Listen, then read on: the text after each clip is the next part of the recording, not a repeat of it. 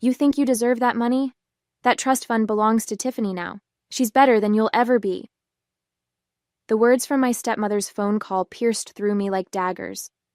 I gripped my hotel room desk, trying to steady my racing heart. Janet's voice dripped with satisfaction as she delivered the news that she'd emptied the trust fund my mom had left me. "My name is Gabriella Mitchell, and at 28, I thought I'd finally escaped the toxicity of my family dynamics. I work in pharmaceutical sales, which keeps me traveling across the country most weeks. It should have been just another Tuesday in Minneapolis, preparing for tomorrow's client meeting. Instead, I was listening to Janet gloat about stealing my inheritance. "Thanks for letting me know," I replied calmly, my voice betraying none of the rage building inside me. I could almost see Janet's smug expression falter at my composed response. She'd expected tears, pleading, or anger. Anything but this quiet acceptance. "That's all you have to say?" Janet pressed, clearly disappointed by my reaction. "Tiffany needs that money for her wedding and new house. You're just going to waste it on your meaningless sales career." I thought about my mom, who'd passed away when I was 16. She'd built a successful business from nothing and left me the trust fund to pursue my own dreams. Janet, who married my dad just 2 years after Mom died, had been trying to get her hands on that money ever since. "Is there anything else?" I asked, keeping my voice level. The silence on the other end was telling. What Janet didn't know was that 6 months ago, I'd had a conversation with Mr. Harrison, my mother's old lawyer. He'd warned me about some suspicious inquiries Janet had been making about the trust. Together, we'd put safeguards in place, legal protections that would make any unauthorized access not just impossible, but prosecutable. "You've always been such a disappointment," Janet spat, trying one last time to provoke me. "Your stepsister deserves this more than you ever did." I ended the call and looked out my hotel window at the Minneapolis skyline. My hands were shaking, but not from fear. Everything was documented. Every call, every attempt, every manipulation. Janet had finally overplayed her hand, and I was ready. Living with Janet was like walking on eggshells. After my mom's death from cancer when I was 16, my dad seemed desperate to rebuild our family. He married Janet just 2 years later, bringing along her daughter Tiffany, who was 13 at the time. The tension was immediate and suffocating. My mom had built her pharmaceutical consulting business from scratch, working tirelessly to ensure my future was secure. The trust fund she left me wasn't just money, it was her legacy, her way of protecting me even after she was gone. But Janet saw it differently. To her, it was an unfair advantage I had over Tiffany. "Your mom wouldn't want you to be so selfish," she'd say, trying to guilt me into sharing the inheritance. "We're all family now." But we weren't family, not in the way that mattered. While my dad buried himself in work to cope with his grief, Janet systematically worked to push me to the sidelines. Tiffany became the star of our household. Every achievement, no matter how small, was celebrated lavishly. Meanwhile, my academic scholarships and business school acceptance went practically unnoticed. Janet made sure my dad only saw what she wanted him to see. The real wake-up call came during my college graduation. I'd finished top of my class, landed a prestigious job, and done it all while working part-time. My dad couldn't make it because Tiffany had a minor cold. "She needs her father right now," Janet had insisted. That's when I knew nothing would ever change unless I changed it myself. I moved out the next day and focused on building my career. The trust fund stayed untouched, not because I didn't need it, but because accessing it meant dealing with Janet's interference. Every time I visited home, she'd make snide comments about my privileged position, how Tiffany struggled without the same advantages. 6 months ago, when Mr. Harrison called to warn me about Janet's inquiries, everything clicked into place. She'd been playing a long game, waiting for the right moment to strike. But I wasn't that vulnerable 16-year-old anymore. I was my mother's daughter, and I'd learned from the best about protecting what was mine. The trust fund wasn't just about money. It represented everything my mom had worked for. Sitting in my hotel room that evening, I pulled out the small photo I always carried of her. She was smiling, confident, the kind of woman I'd always aspired to be. The trust fund was meant to be my safety net, My chance to take risks and build something of my own, just like she had. I dialed Mr. Harrison's number, my fingers steady despite the anger still coursing through me. He answered on the second ring, his voice familiar and reassuring.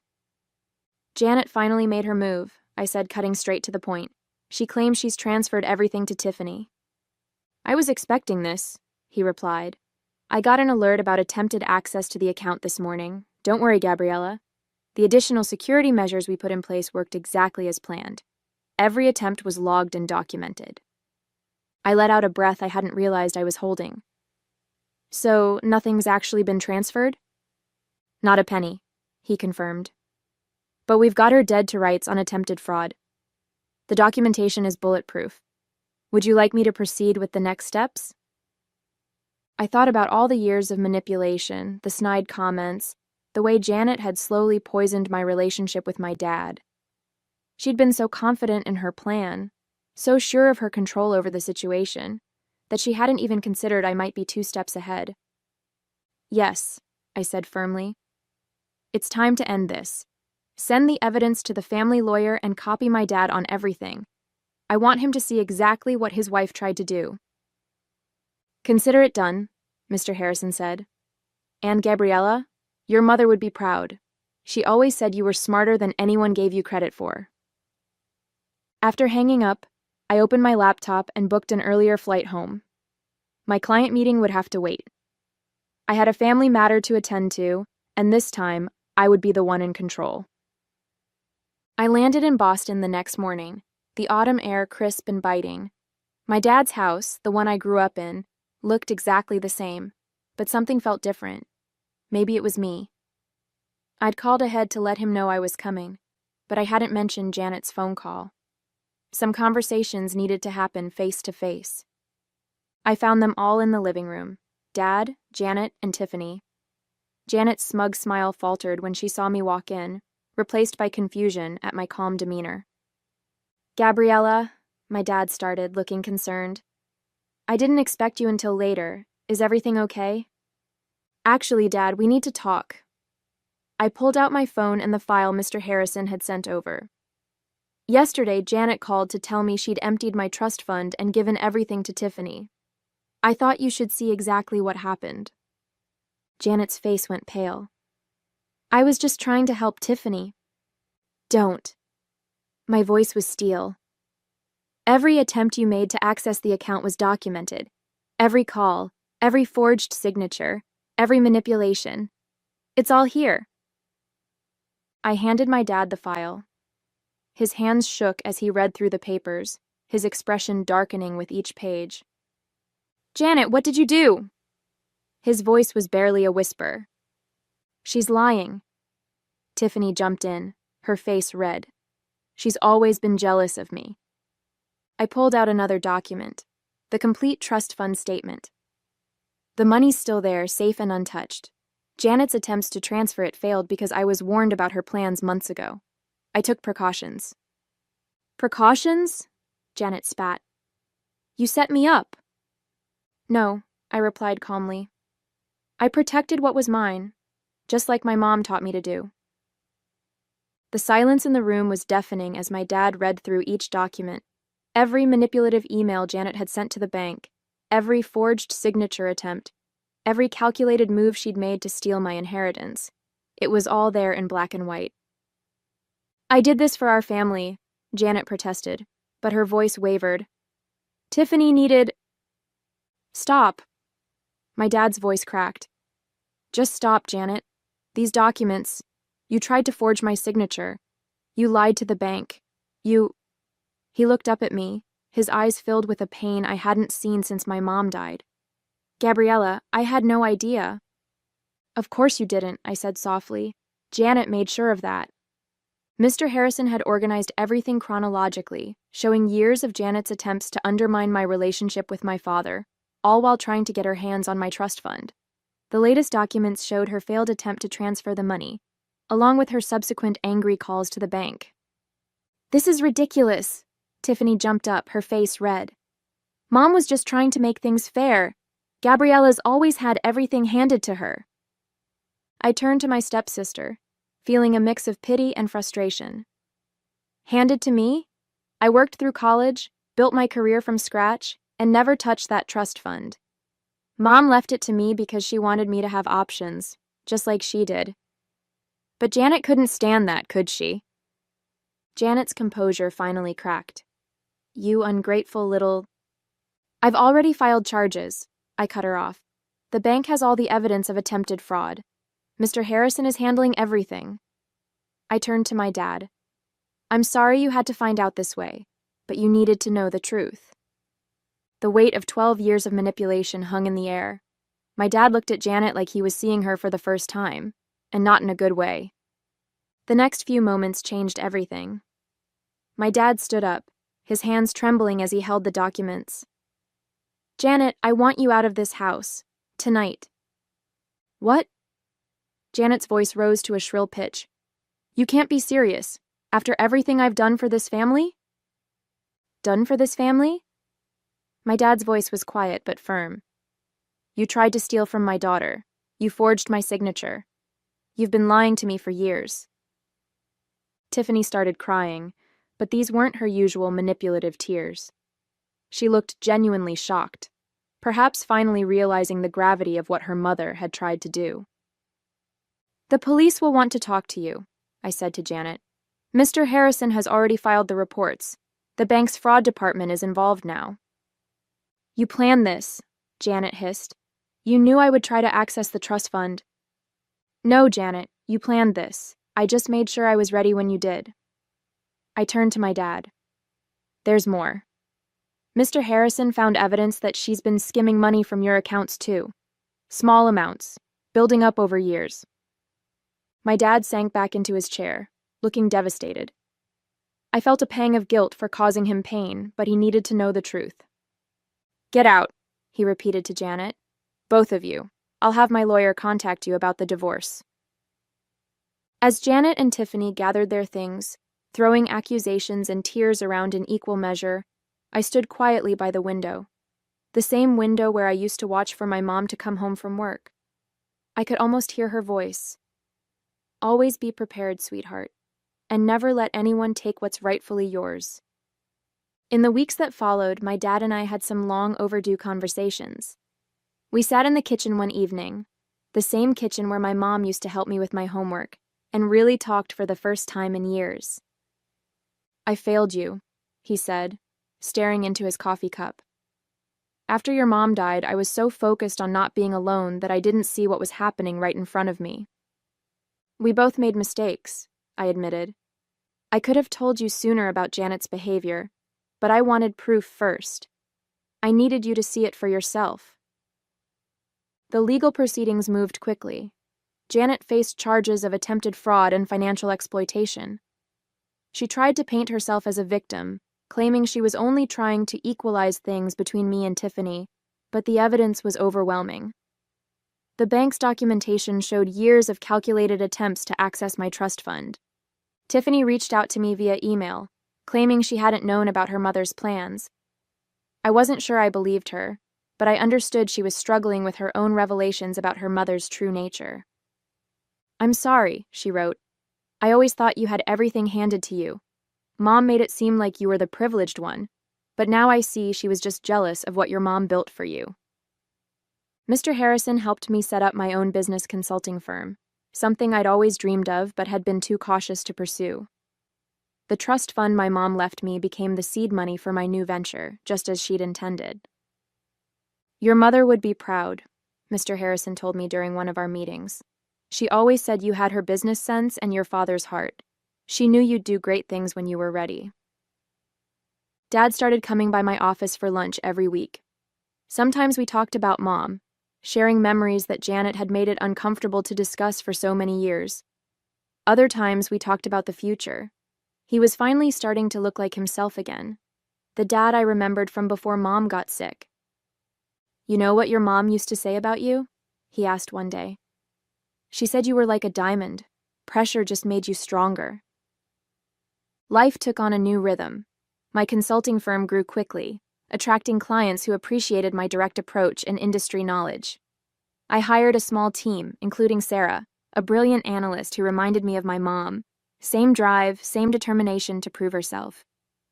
Janet's trial ended with a plea deal.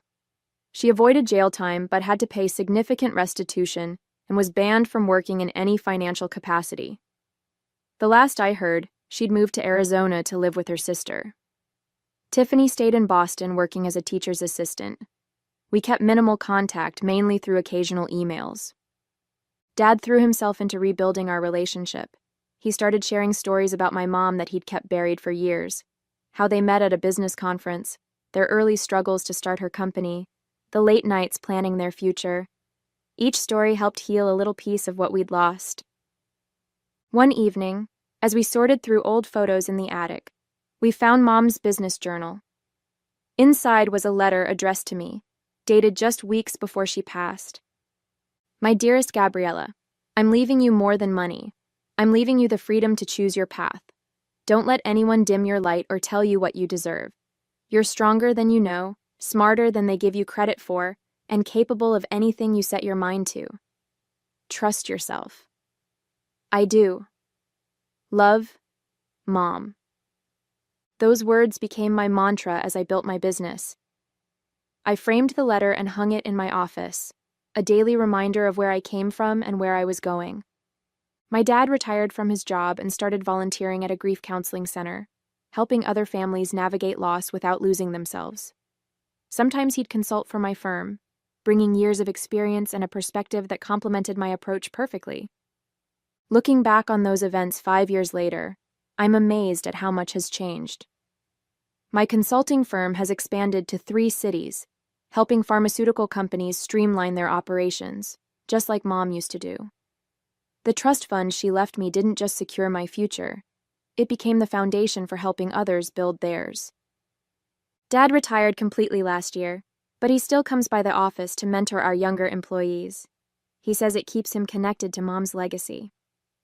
We have lunch every Wednesday, making up for all those years we lost to Janet's manipulation. The hardest lesson I learned wasn't about money or betrayal. It was about standing up for myself. Mom knew that one day I'd need to fight for what was mine, and she made sure I had the tools to do it.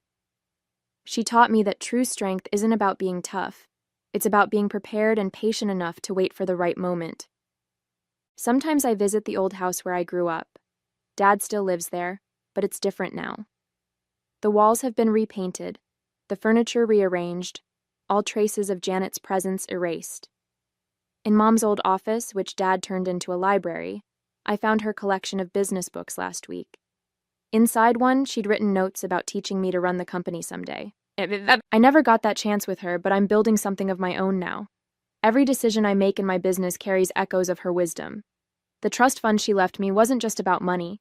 It was about believing in myself enough to stand my ground when others tried to take what was mine.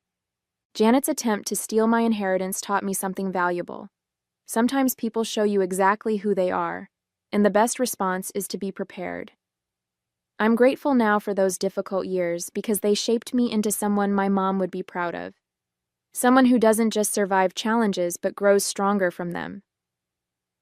The family photo albums have been reorganized, keeping the memories that matter.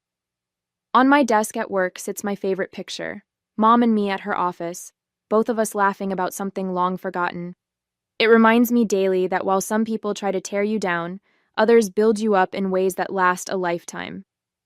On the anniversary of my mother's passing, my father and I visited her grave together. We brought fresh flowers from her favorite garden, a tradition we had started that year. Standing there, I shared with him the letter I'd found in her journal.